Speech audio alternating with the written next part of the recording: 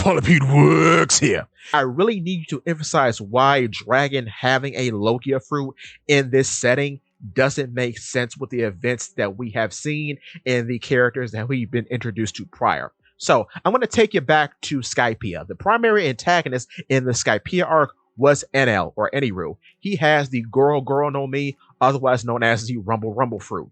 He can manipulate, generate, and become lightning, right? And he is a great observation hockey user or mantra user, if you prefer.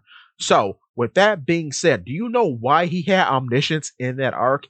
It's because he had great observation hockey and combined that with his Logia ability that allowed him to hear electromagnetic waves moving through the air, which means that he could sense everything and everyone.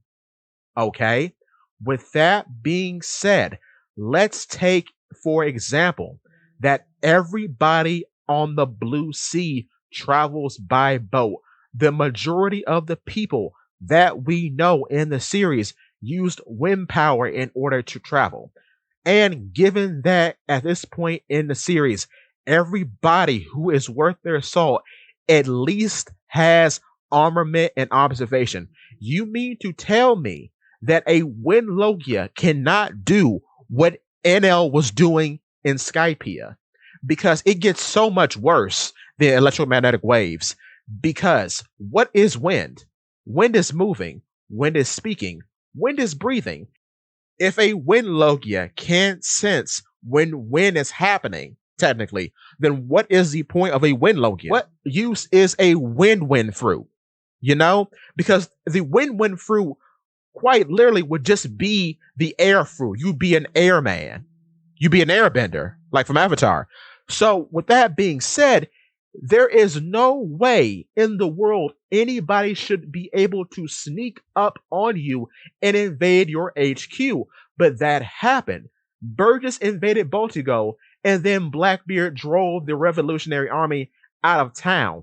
That shouldn't happen, because you should be able to sense someone coming from kilometers upon kilometers away. Because as a Wind Logia, you can hear what's going on the wind. So you should be able to hear the flaps of sails from kilometers and kilometers and kilometers away. You should hear people breathing. You should know all the breaths on the island already. So when you hear a new breath on the island, that should alert you to say, uh-oh, something's not right here. I should go investigate. So with that being said, from what we've seen NL do, I don't think it's even possible for Dragon to have a Wind Logia, because it would have to be presented in the same way as NL's fruit. And since it hasn't, it doesn't make any sense. So if I'm wrong and he does have a Wind Logia fruit, the writing is questionable, because NL is presented in the way he is because he has a deity complex, right? That's why he is given omniscience through the various abilities that he has. So with that in place, Dragon should be the same thing, because instead of a deity complex, he is the most wanted man in the world fighting for freedom. Therefore, he should have a bit of knowledge as to the goings on around his island. So if he has a power like NL's that allows him to hear what's going on the wind, since he'll be wind in this case, there is no way he should ever be invaded. There is no way in the world someone should be able to invade his home base. But seeing as it happened makes me think that he is not a Wind Logia. Simple as that. But with that being said, I can really get into what I think his powers actually are. Something very important happened in chapter 1120. Not the Vegapunk speech, not that Clover is a D, none of that, honestly. It's something that I've been waiting for. I've been waiting for proof. Because very early into the chapter, during the flashback in which we find out that Clover is a D, we see Vegapunk sitting with a dragon, and another dragon appears behind a middle-aged Clover. The dragon doesn't look too important at first glance, but it has something that a natural dragon has not had in the series as of yet, and that is an ear. The green dragon that we see in the present on Punk Hazard does not have ears, nor does Dragon 13 have an ear. And Dragon 13 is the big red dragon that we see Zoro decapitate when Punk Hazard gets rolling, right? That's the one. None of them have ears, but this one does. In a video I made about Monkey D. Dragon, I said that Monkey D. Dragon most likely has the dragon fruit model dragon, or some sort of type, because there seem to be a lot of different types of dragons. And the discrepancy I had was the Jolly Roger, I guess you can call it, of the Revolutionary Army depicts a dragon that is very similar to Dragon number 13 that is on Punk Hazard. The only discrepancy is that the dragon depicted in the Revolutionary Army's Jolly Roger seems to have ears. Number 13 does not have ears. And from that point, as far as I knew at the time, no naturally occurring dragon or dragons as they've been perhaps resurrected by Vegapunk didn't seem to have ears. But now, in chapter 1120, we know now that there is a species of dragon in the One Piece world that has ears. Therefore, I'm going to say that everything I said about Dragon was correct, and he does have the dragon fruit model dragon. Now, the big counterpoint to this is that people for years, for as long as I've been reading One Piece, which is going on like 20 years now, people have always said that he has some sort of win-win fruit, some sort of win-based Logia fruit. And I know why people say this, but the problem is this. Tell me when you have ever seen a Logia use a fighting style. Out of all the Logia fruit users we have seen in the series, bearing one, we'll talk about him shortly, but out of all the Logia fruit users you've seen in the series, they seem to be synonymous with their fruit. You can't really separate the character from the power when it comes to Logias, really. Like, there's a man named Smoker, and he can turn into smoke, and he smokes. That's the joke. But say Kuzan. Kuzan is characterized by having the Ice fruit. There's no moveset that he has that's apart from this ability. Akino, same way. Kizaru, the same way. Green Bull, same way. Eno, Eno is all about his fruit, right? That's his whole character almost. So why in the world, if you had this ridiculous power, why would you invest in a fighting style? More importantly, too, which is very interesting, when Blackbeard eats his fruit, we know he has a prior fighting style before having the fruit, because we see him with a clawed weapon. So he has a prior fighting style. He hasn't picked it up since. After getting the darkness fruit, we have not seen the claws since. They may make a return, but we have never seen them since. So the point in all this is that when a Logia character is created, their whole identity in combat revolves around their fruit. Even if their fruit isn't combat oriented, like Caribou or Monet, it's part of them. It's part of their personality. Therefore, they don't develop a dedicated fighting style. This brings us to Sabo. Sabo is the only Logia fruit user in the narrative to have a fighting style and any sort of fighting style history prior to eating a Logia type devil fruit. Now, based on all these attacks being dragon themed, and him being the second in command of the Revolutionary Army, headed by a man named Monkey D. Dragon, it's safe to say that he learned this fighting style from who? Dragon. Now, based on what I just said about Logia fruits and Sabo being the only one to have a fighting style, don't you think that Monkey D. Dragon also uses that fighting style? Now, I know that Paramecia fruits sometimes have users who have a developed fighting style, like Bluto, for example, right? But all in all, even looking at Luffy, for example, who was recently revealed to be a Zoan, who are the devil fruit users who develop a fighting style most often in accordance with their devil fruit powers. Those would be the Zoans.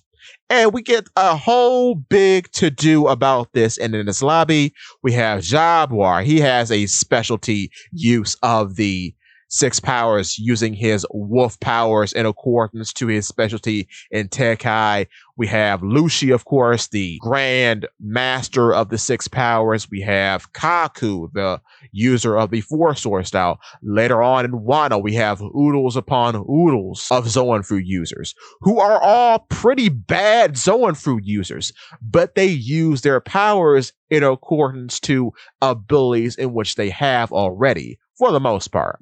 Things change up a little bit with Kaido, and of course Yamato's an outlier because she's actually a good Zoan user. But still, the fact remains is that if you have a fighting style and you are some sort of martial artist, how Oda writes these guys is that he usually gives them a Zoan fruit, because a Zoan fruit is seen for the majority of the series as a net boon to physical capabilities. So with that being said, the Occam's razor nature of the situation most likely is that Monkey D. Dragon is a Zoan fruit user.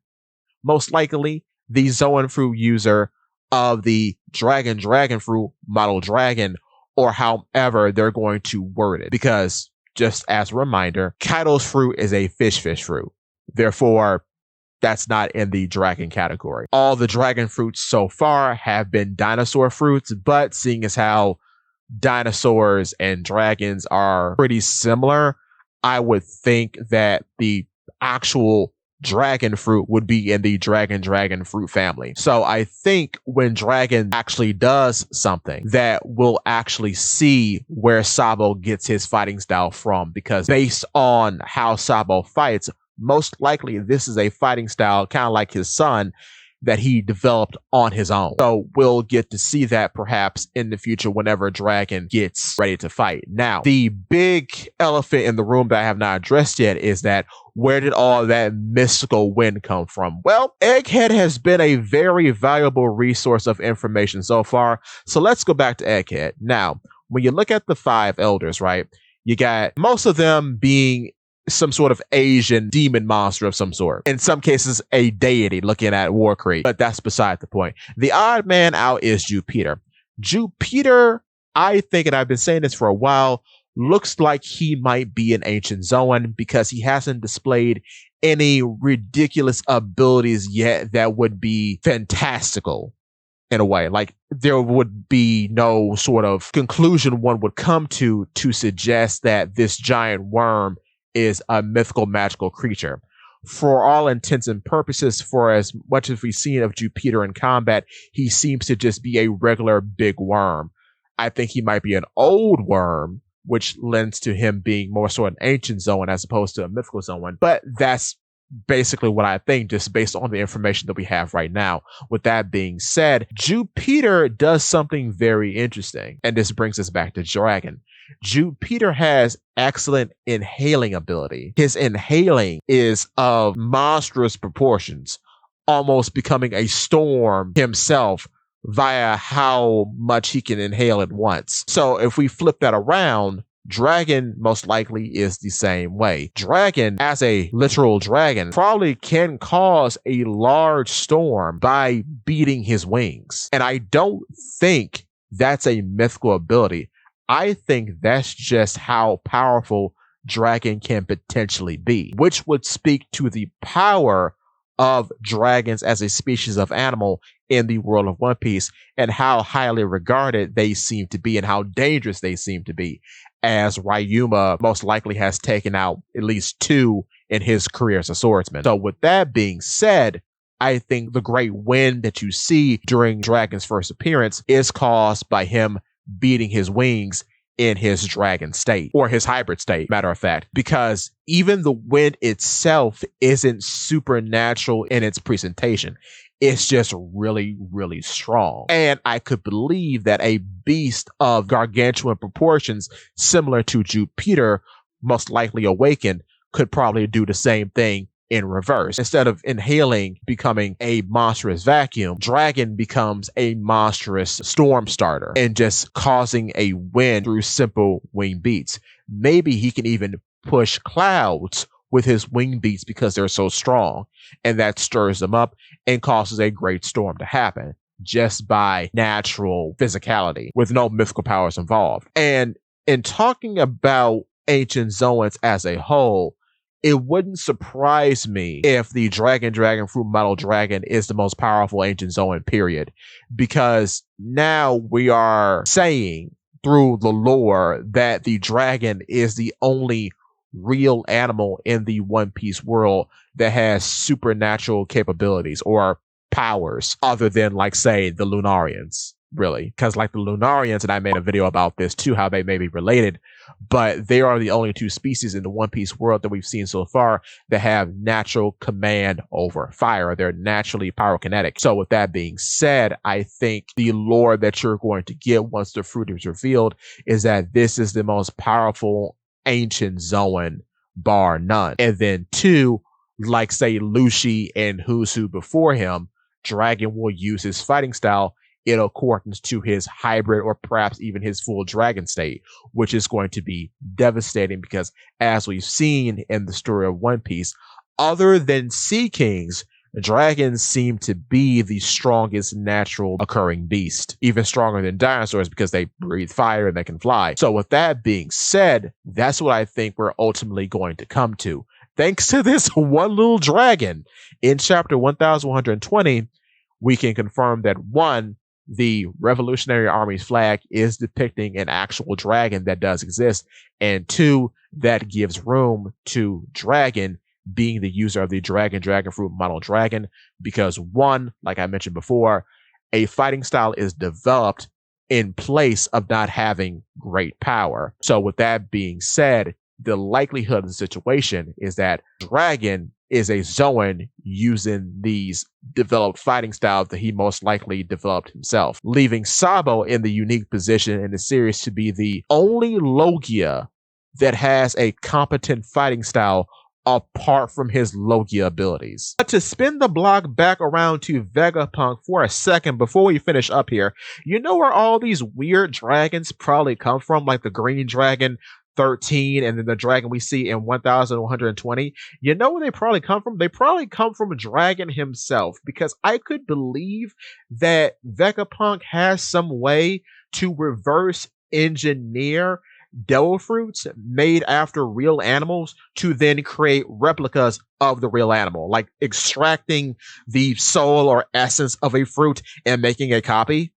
Because we've been talking a lot about lineage factors in DNA and such, and seeing as how the smile fruits are literally shoving the essence of a real animal into a fruit, it would make sense that the reverse could happen, in which you can pull the essence out of a user or pull the essence out of the fruit itself and recreate the animal in some way, if the animal is a real animal and not, like, say, a mythical creature like with Kaido's fruit. Because Kaido's fruit, it makes sense that he wouldn't be able to do that because the dragon that Kaido is a fish that doesn't exist. So he would have to then put that spirit, that essence, into a vessel, which is Momonosuke's fruit. So in Dragon's case, I think we don't know where the relationship between Vegapunk and Monkey D. Dragon started. We know that Monkey D. Dragon was a part of the Marines at some point. So maybe, just maybe, they know each other